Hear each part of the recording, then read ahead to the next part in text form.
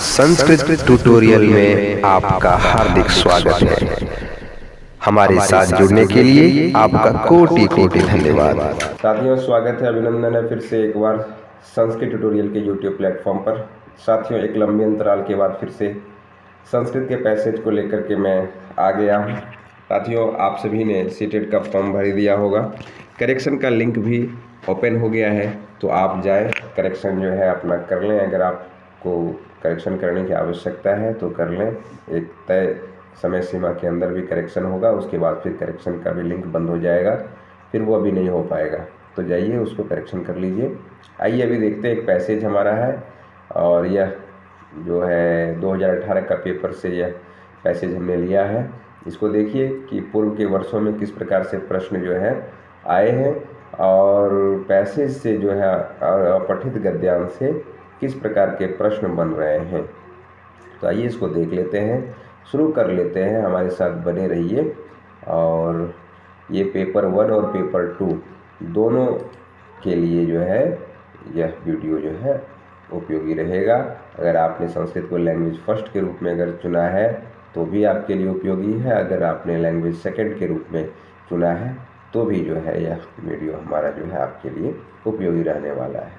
तो चलिए बिना विलंब किए हुए इसको शुरू कर लेते हैं। एक पैसेज दिया हुआ है, लिखा है अधोलिखितम गद्यांशम पठित्वा प्रश्नानाम विकल्पात्मकोत्तरेभ्यः उचिततमं उत्तरम चित्वा लिखत। अर्थात नीचे लिखे गद्यांश को पढ़कर प्रश्न संख्या 91 से 99 तक के प्रश्नों के उत्तर विकल्प में दिए गए उत्तर से चुन करके लिखिए। ठीक है, अब देखिए प्रश्न को पढ़ लेते हैं। तो आइए, दिया है कि वृत्रासुर देवान भृशम पीड़यत। अर्थात जो है प्राचीन काल में वृत्रासुर नाम का एक असुर था जो देवताओं को बहुत अधिक जो है सता रहा था, पीड़ा दे रहा था। इंद्रादयः देवा प्रजापति उपागच्छन्। इंद्र आदि देवता प्रजापति के पास गए। तान प्रजापति आगमनस्य कारणम अपृच्छत्। प्रजापति ने उनको आने का कारण पूछा। देवाः अवदन्। देवताओं ने कहा, प्रभो वृत्रासुरः अस्मान् पीडयति। हे प्रभु, वृत्रासुर हम सभी को सता रहा है, पीड़ा दे रहा है। तस्य शक्तिः समक्षम वयं स्थातुं न शक्नुमः। उसकी शक्ति के आगे हम सब ठहर नहीं पा रहे हैं, मतलब हम सब उसका मुकाबला नहीं कर पा रहे हैं। प्रजापति अभनत। प्रजापति ने कहा। अभनत का मतलब हुआ अकथयत या अवदत। ठीक है। हरि एव अस्मान रक्षितुं समर्थः। हरि ही हम सभी को बचा सकते हैं, हम सभी की रक्षा कर सकते हैं। तमेव शरणं गच्छामः। आइए उन्हीं के शरण में चलें।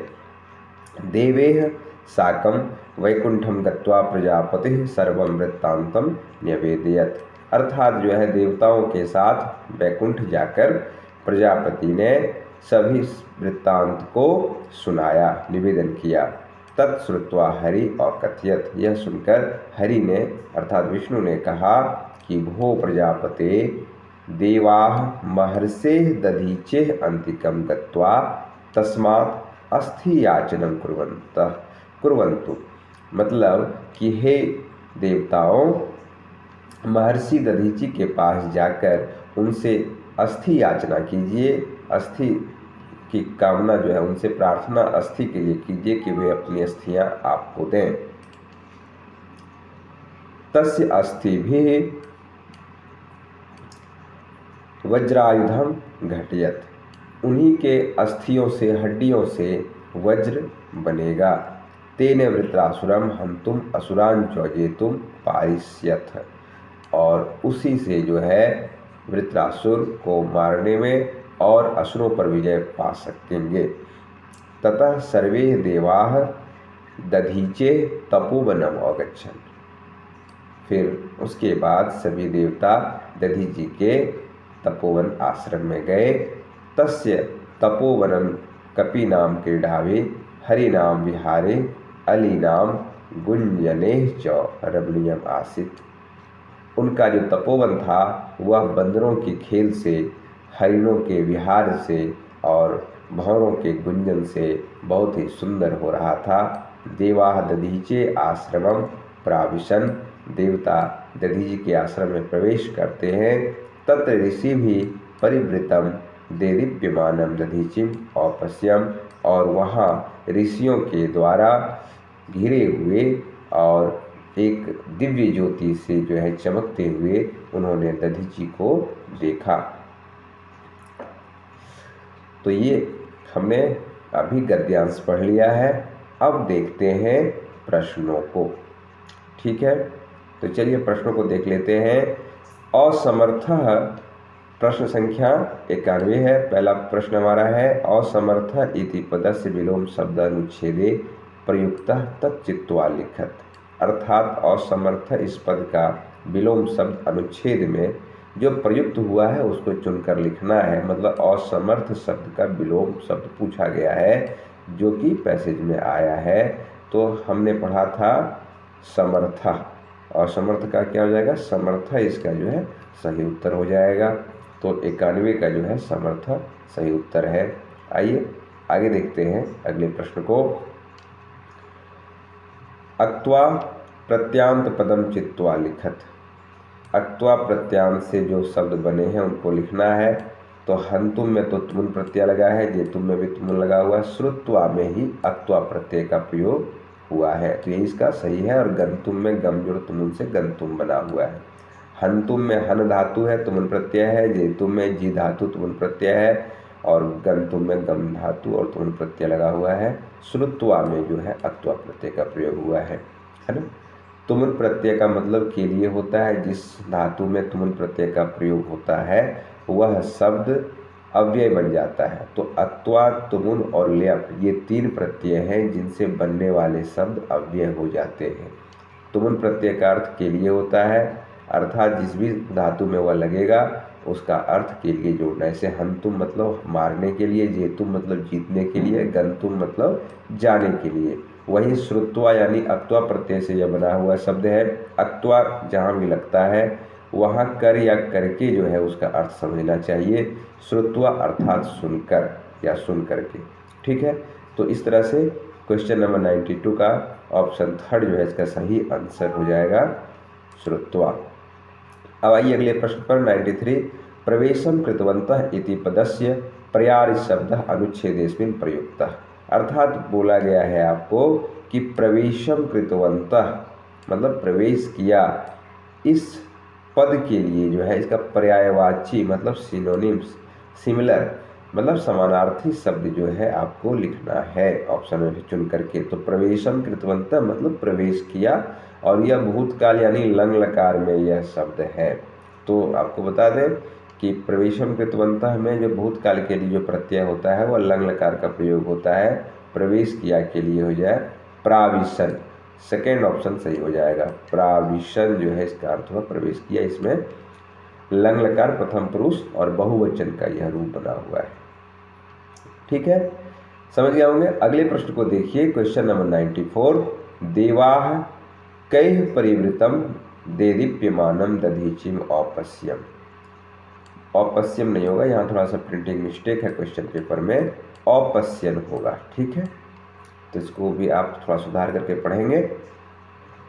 ठीक है, देवाः कैः परिवृतम मतलब देवताओं जो है किनके द्वारा वो घिरे हुए जो है, किनके द्वारा घिरे हुए, देदीप्यमान मतलब जो है एक दिव्य ज्योति वाले दधीचि को देखा। तो किनके द्वारा घिरे हुए थे? तो ऋषि भी, ऋषियों के द्वारा जो है घिरे हुए थे। ठीक है, मतलब समझिए कि ऋषियों से घिरे हुए दधीचि को उन्होंने देखा था। ठीक है, अस्थि भी किम घटयत, अस्थि से क्या जो है बना, अस्थि भी क्या, अस्थि मतलब हड्डियों से क्या बना था? तो वज्रायुधम। तो इसका दूसरा जो है ऑप्शन इसका सही हो जाएगा। तो ये 95 का सेकेंड ऑप्शन सही है कि हड्डियों से ही वज्र बनाना था। ठीक है, आइए क्वेश्चन नंबर 96 को देखिए। वानराणाम इति पदस्य पर्याय शब्द अत्रानुच्छेदे प्रयुक्तः।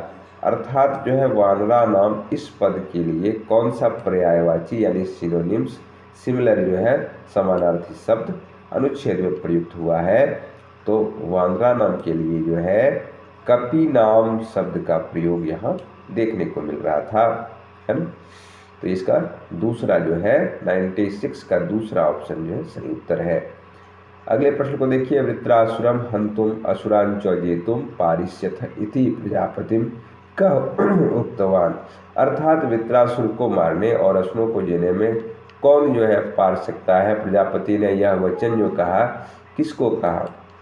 अच्छा, प्रजापति को यह वचन किसने कहा था? तो हम जानते हैं कि प्रजापति को यह वचन जो है हरि यानी विष्णु ने कहा था। तो इसका हरि जो है ऑप्शन थर्ड सही उत्तर इसका जो है हो जाएगा। ठीक है, क्वेश्चन नंबर 97 का ऑप्शन थर्ड जो है इसका सही उत्तर हो जाएगा। क्वेश्चन नंबर 98 को देखिए, देवान कह औपीड्य, देवताओं को कौन पीड़ा दे रहा था? देखिए, तो इसको कौन पीड़ा दे रहा था? तो वृत्रासुर नाम का असुर जो है उनको पीड़ा दे रहा था। क्वेश्चन नंबर 99 को देखिए, तुमुन प्रत्यांत शब्द का, अर्थात उस शब्द को चुनना है जिसमें तुमुन प्रत्यय का प्रयोग हुआ है। तो आप समझ लीजिए कि हमारे पहले के वीडियो में मैंने आपको प्रत्यय से संबंधित वीडियो आपको बताया था कि तुमुन प्रत्यय का जो है जहाँ प्रयोग होता है उस शब्द के अंत में तुम, टुम, ठुम, ढुम ये सभी आपको देखने को मिलता है। तो जिसमें ये तुम, टुम, ठुम, ढुम लगा रहे, समझिए कि वहाँ तुमुन प्रत्यय प्रयोग हुआ है। तो इस तरह से आप देखते हैं कि दूसरा जो ऑप्शन स्थातुम है यही तुमुन प्रत्यय का प्रयोग